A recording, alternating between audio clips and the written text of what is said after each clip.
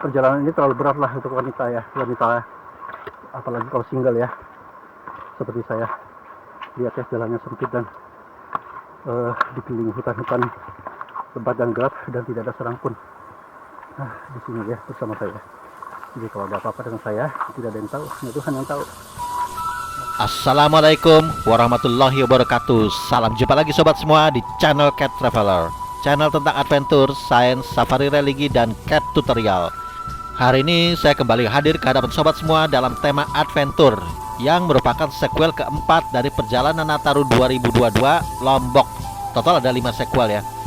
Nah, video ini akan mengisahkan perjalanan saya pada hari keempat ya, keberadaan saya di Lombok dengan destinasi secara berturut-turut adalah Pantai Senggigi di Lombok Barat, lalu lanjut ke air terjun Tio Kelep dan Sendang Gile di Desa Bayan, Kecamatan Senaru, Lombok Utara. Jadi tanggal 29 Desember pukul 7 saya masih pakai motor rental butut ya, milik penginapan itu ke Pantai Senggigi yang jaraknya sekitar 20 km. Tapi sobat yang ingin ke Pantai Senggigi kudu jeli ya, karena belok ke pantainya itu jalannya kecil ya, dan pelangnya juga nggak terlalu mencolok. Saya juga sempat kelewat ya, mungkin sekitar 7 km. Karena kalau ngikutin Google Map itu ternyata pintu masuknya itu udah jadi villa komersil ya. Tadi bayar parkir Rp5.000 untuk masuk pantainya, tidak bayar, gratis. Mau buka nih.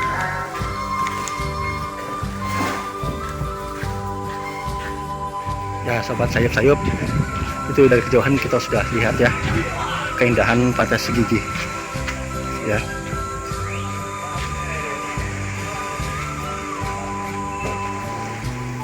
Ya, ini kita lihat ya, kita saksikan keindahan dari Pantai Senggigi Lombok ya, tepatnya di Lombok Barat ya. Airnya tenang, tapi mungkin airnya terlalu kecil ya kalau untuk surfing ya.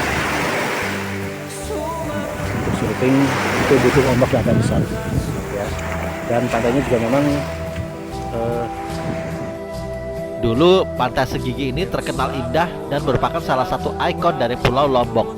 Tapi yang saya lihat sekarang, pantai ini tidak seramai Pantai Kuta Bali ataupun Pangandaran ya, yang di sepanjang pantainya itu dipenuhi oleh jajaran UKM, makanan-makanan kecil dan souvenir ya. Tapi katanya sih dulu sebelum Covid tempat ini memang ramai ya, kayak Pantai Kuta Bali, meskipun pasirnya tidak putih. Menurut informasi, katanya dulu banyak bule di sini ya, yang saya tidak melihatnya sekarang sama sekali. Pantai Senggigi berada di kawasan Teluk dan memiliki garis pantai yang cukup panjang. Lokasinya berdekatan dengan Pantai Batu Layar dan Pantai Batu Bolong. Nah, karena berhadapan langsung dengan Selat Lombok yang berbatasan dengan Pulau Bali, maka dari sini sobat bisa melihat Gunung Agung ya yang ada di Pulau Bali. Nah, kondisi yang kurang meriah ini membuat diriku di sini nggak terlalu lama ya berleha-leha. Mungkin sekitar setengah jaman lah, langsung cabut kembali ke hotel. Perjalanan lain masih menunggu. Destinasi berikutnya adalah air terjun Sendang Gile dan Tio Kelep di Lombok Utara.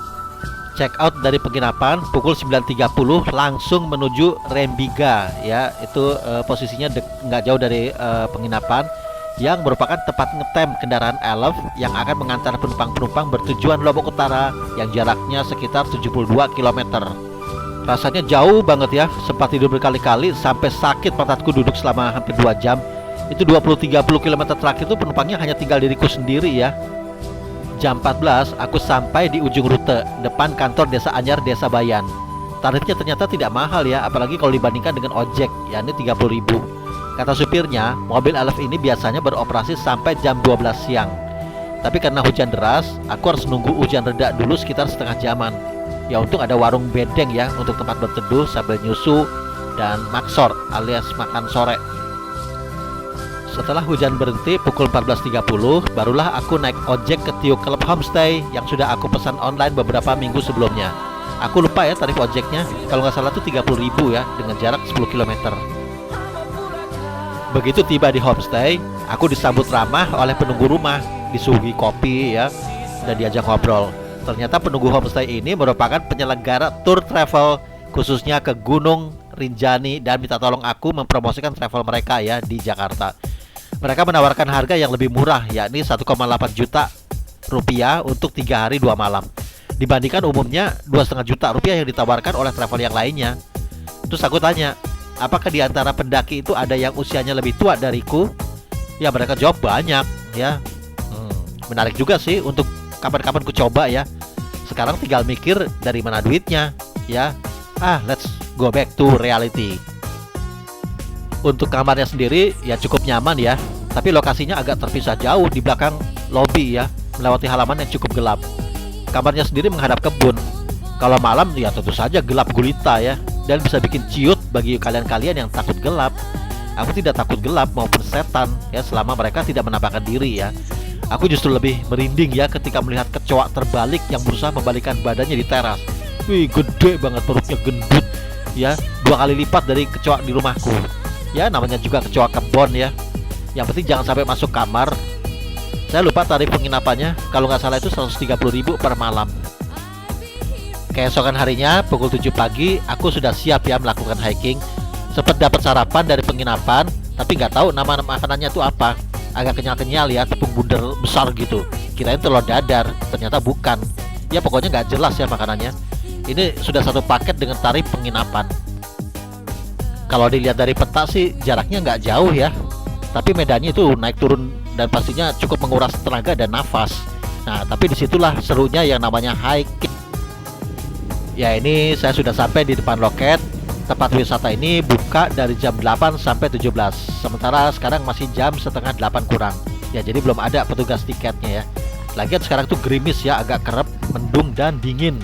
Jadi petugas loketnya juga mungkin masih selimutan. Ya untungnya nggak dipagar ya, jadi saya bisa nyelonong masuk.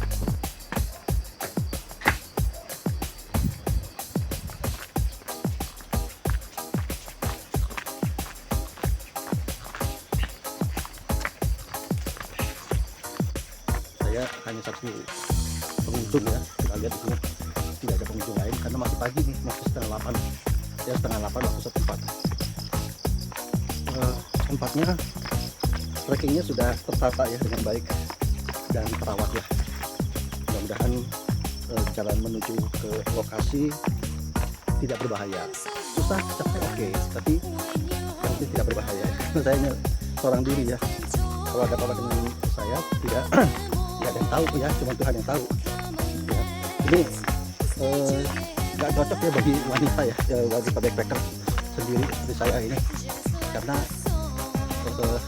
wanita itu rawan ya, risih ya, dengan rasa takut, dengan emosional ya. Apalagi kalau wanitanya gemulai ya, nggak cocok ya. Ini berat ya, biar saya aja yang melakukannya. Kamu mah ikut aku ke KUA saja ya, sendiri seperti saya. Gelap ya, sendiri tapi dan tidak ada yang tahu ya. Itu dari jauhan sudah kita tidak, oh itu ada manusia dari jauhan ya. Tadi ada juga kelihatan. Oke, tadi pakai diakui saya atas kita tahu ya.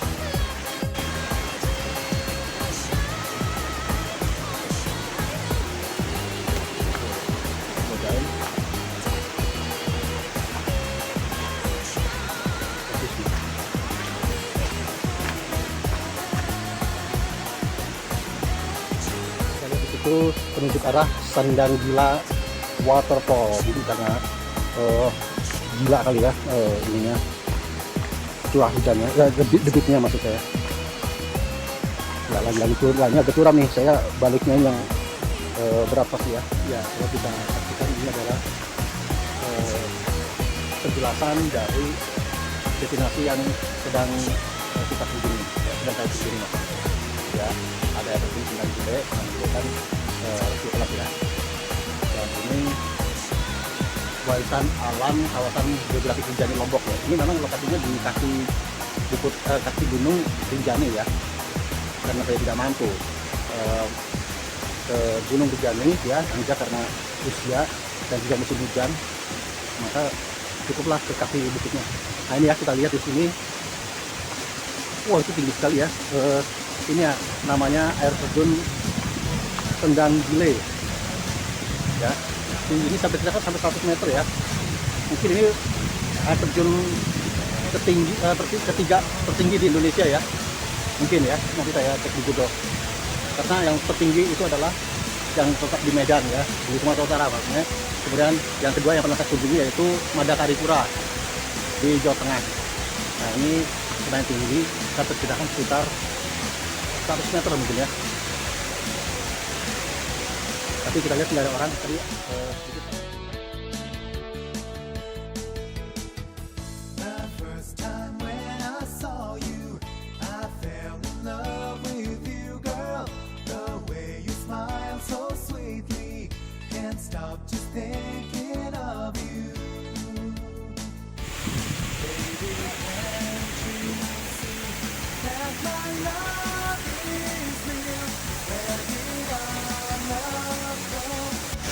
Ya itu adalah ya ini saya di depan air terjun Sendang Gila ya.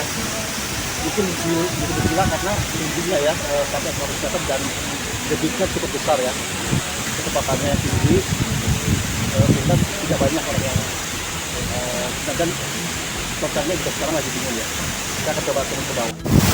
Ya ini saya sudah mendekati ya, saya sudah di elevasi yang sama dengan air terjunnya ya. Saya coba rendam di kolamnya ya, kayaknya tetes yang tidak terlalu berbahaya, cuman saya memang nggak kuat tempiasnya, deras sekali dan anginnya itu loh menerpa wajah saya. Oke, coba ya. Wah, nggak jadi Bo, tempiasnya deras. Kita coba ke samping aja ya, mungkin nggak terlalu tempias. Kalau ini hanya berjarak kita lihat 5 meter ya dari pusat jatuhnya air terjun ya. Tempiasnya nggak kuat, saya mau dekat ke sana ya.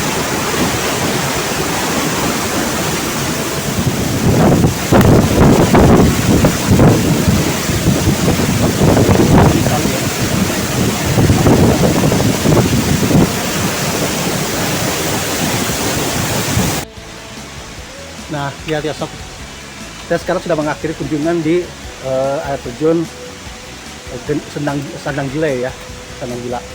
Sekarang saya menuju perjalanan balik mencari air terjun kedua, View Club. Tapi ya sobat, jalannya, ya ampun, ini saya perkirakan sampai 60 derajat ya.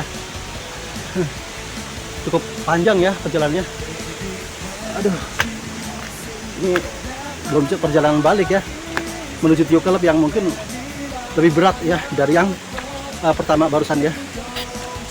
Nggak cocok lah untuk penikmat keindahan kalau dia bukan petualang ya, bukan pecinta hiker. Lihat ya, curam sob. Itu saya sudah sarapan ya, walaupun sarapannya makanan yang tidak jelas. Apalagi kalau tinggal ya, seperti saya. Lihat ya, jalannya sempit dan di hutan-hutan tempat yang gelap dan tidak ada terang pun. Di sini ya bersama saya.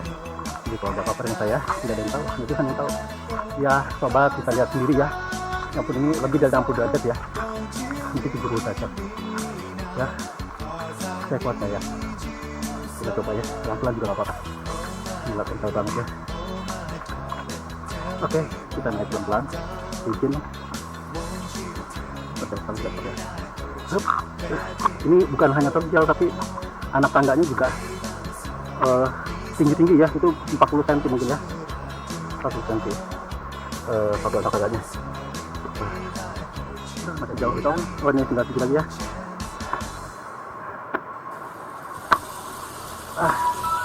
Mendekati jalan datar, tapi belum kebebasan murni ya. Aduh, waduh, masih harus melewati jembatan. Saya matikan dulu ya, ini agak berbahaya sob ya. Agak berbahaya. Saya lewatin dulu ya. Ya sobat, saya baru saja melewati jembatan panjang ini. Ini panjangnya sekitar 60 meteran ya, 60 meteran. Sebenarnya relatif tidak berbahaya. Yang bikin berbahaya itu ini lubangnya loh. Sobat bisa lihat ya. Kalau meleng orang menghadap lurus ke depan aja, ya bablas ya, bisa jatuh dan itu cukup untuk menjebloskan kita ke dalam ya, karena lubangnya tuh cukup lebar. Oke, kita lanjutkan perjalanan ya sobat. Ini waktunya saya harus melewati sungai ya. Tentunya memang harus melalui sungai ini. Untung saya lihat sungainya itu tidak terlalu dalam ya, cuman mungkin pasti licin ya, berlumut. Oke, ini handphone kamera termasuk saya matikan dulu ya, saya nggak mungkin nyebrang dengan sambil memegang HP. Oke. Ya sobat, saya baru saja menyeberangi sungai yang panjangnya paling hanya sekitar 5-6 meter ya. Sebenarnya nggak terlalu berat, cuman memang sayanya yang sendalnya licin dan saya juga udah letih ya, licin, jadi mudah sekali jatuh, tergelincir ya. Oke, kita lanjutin perjalanan. Sepertinya masih jauh ya, menelusuri hutan pagi ya. Nah, hiking, saya melakukan hiking seorang diri. You walk always alone. You always walk alone. Ya sobat, tadi saya menelusuri sungai, cetek hanya semata kaki ya, dan airnya segar banget ya ampun, asli segar dingin ya. Kalau di tengah depan itu saya nggak berani kayaknya ya, agak deras, sementara sendal saya licin ya. Jadi saya cari alternatif, mungkin jalan darat ini kali ya, saya nggak tahu apakah ada jalan di situ. Tapi yang jelas kenapa nggak nyampe-nyampe ya air terjunnya ya. Ya saya coba deh, nggak nyampe-nyampe. Tapi lewat sini juga, lewat jalan air ini juga bisa nih, kayaknya enak sambil merasakan segarnya air terjun ya, air kali yang masih bersih ya, bebas polusi. Oke, kita coba. Selfie dulu ya sob, sebentar.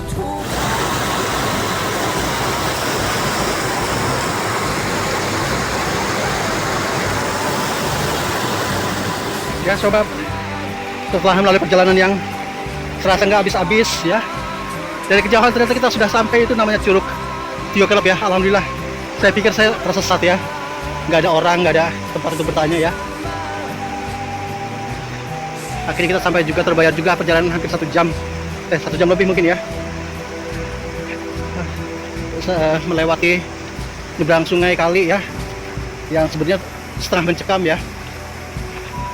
Kita dari kejauhan sudah melihat puncak dari tujuan kita ya.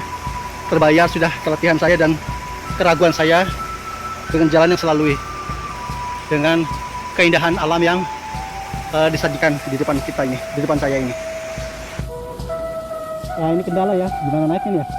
Ya kalau saya sih bisa, cuman gimana kalau dikunjungi dengan orang tua dan anak kecil ya? Ini lumayan tinggi dari belakang ya, ini belum naik tanjak.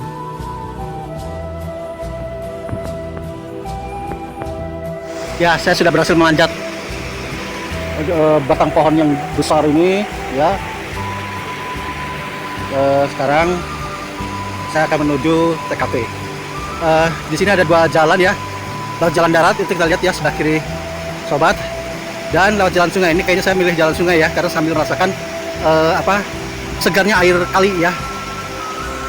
Air kali ini tentunya tidak terlalu dalam ya. Saya akan coba lewat jalan kali ini aja.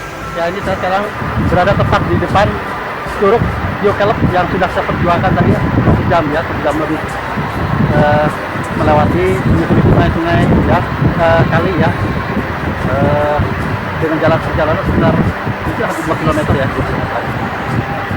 ya lumayan cocok ya untuk petualang atau untuk orang yang hobi hiking ya, traveler yang hobi hiking. Cocok banget untuk hiking ya, untuk anak-anak sekolah ya. Pedalnya nggak terlalu berat ya, cuman harus disiplin, harus juga naik turunnya. Wah, ini cocok banget lah untuk hiker ya, hiker.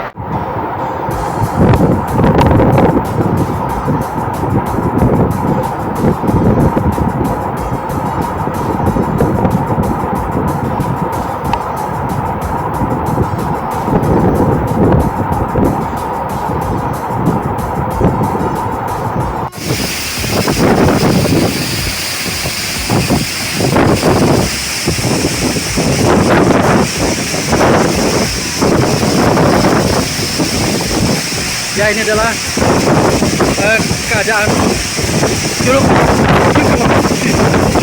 terbiasa Bo menerpa wajah saya dan hati saya. Hampir saya tidak bisa bernapas ya. Kita lihat di situ ya, di berseberangan, curug ini berseberangan dengan tebing dan goa yang dingin. Gila bro, melihat atas geli bro. Ya, oke, saya rasa syuting untuk di area gua ini cukup ya. Terbiasa nggak nahan, Bo. Menerpa wajah sayanya itu, gile. Tapi mengasihkan sih bro ya, mengasihkan banget, mengasihkan. aku mau juga dong selfie-selfie. Dalam bahasa Sasak, tiu itu artinya kolam renang, kelep itu artinya terbang. Jadi tiu kelep artinya kolam renang terbang. Wah, bagian mananya yang terbang ya? Tingginya sendiri tiu kelep itu adalah 42 meter. Belum puas selfie-selfie, tiba-tiba hujan turun deras ya. Padahal di situ nggak ada tempat bernaung. Ya tak pelak, sekujur tubuhku basah kuyup ya dengan biadabnya. Maka gak ada pilihan lain, aku harus segera angkat kaki dari situ. Karena saat hujan, air kali itu akan cepat naik ya, sehingga sangat berbahaya untuk dilewati. Ya padahal aku belum puas ya, belum sempat merenung. Yang biasanya aku ambil waktu itu barang 10-15 menit. Ya perjalanan baliknya menjadi sangat mencekam ya, karena di bawah hujan deras kacamata saya basah ya, yang tentu saja membuat saya nggak bisa lihat dengan baik, sehingga sering salah berpijak atau salah jalan. Jarak pandang tuh hanya 1-2 meter ya sob ya. Berapa kali saya tersuruk karena salah berpijak. Satu diantaranya menyebabkan luka yang cukup dalam dan perih ya, karena jatuh dari ketinggian 1,5 meter dan tulang keringku membentur tepi batu ya. Nah, tapi saya tentu harus terus bergerak ya, dan mengabaikan darah yang mengucur karena berburu dengan waktu sebelum kali ini menjadi banjir dan menjebakku seorang diri di tengah hutan. Thanks God, alhamdulillah setelah kurang lebih 20 menitan ya memapai jalan, akhirnya saya tiba di homestay dengan selamat sentosa berkat pertolongan Allah Subhanahu wa taala. Saya langsung check out lalu diantar oleh penunggu penginapan naik motor gratis. Sampai di tempat ngetem elf jam 11 ya. Saya pede bahwa mobil elf itu masih ada. Ya, tunggu sampai jam 14. Mobil yang ditunggu-tunggu tak kunjung lewat ya. Padahal saya sudah melewatkan sholat Jumat ya, demi menunggu mobil elf. Maka dengan sangat terpaksa setelah nunggu berjam-jam, diriku lagi-lagi harus merogoh kantong lebih dalam ya, untuk mengojek langsung ke Pelabuhan Lembar dengan tarif Rp100.000. Aduh, tapi itu sebenarnya terhitung murah ya untuk jarak 100 km. Nah ini pelajaran juga buat para backpacker. Jangan leha-leha ya, kalau udah tahu angkutan umum murah sangat langka. Itu aku lakukan ya, leha-leha, mandi dulu begitu pulang dari hiking ya, lebay. Pukul 15.30 aku tiba di Pelabuhan Lembar. Ya hujan sudah reda. Di sini karena jadwal kapal adalah 24 jam dengan keberangkatan setiap 1,5 jam sekali, maka aku nggak perlu buru-buru ya. Aku makan siang atau tepatnya makan sore dulu ya. Setelah itu, aku membeli tiket kapal laut tujuan Padang Bay Bali dengan tarif Rp62.500 yang harus dibayarkan pakai e-money. Maka berakhir pula pengembaraan 4 hari saya di Pulau Lombok setelah mengunjungi 7 tempat wisata. Air terjun Sendang Gile dan tiu kelep tadi menjadi destinasiku yang terakhir. Aku harus say goodbye pada Lombok yang telah memberikan pengalaman baru padaku tentang wisata. Aku harus kembali ke rumah and back to reality, kembali pada kehidupanku yang ada di seberang sana, Jakarta. Terima kasih Lombok, terima kasih sobat semua yang tetap setia menonton perjalananku hingga finish. Alhamdulillah, ku syukuri semua. Terima kasihku ya Allah atas indahnya hidup.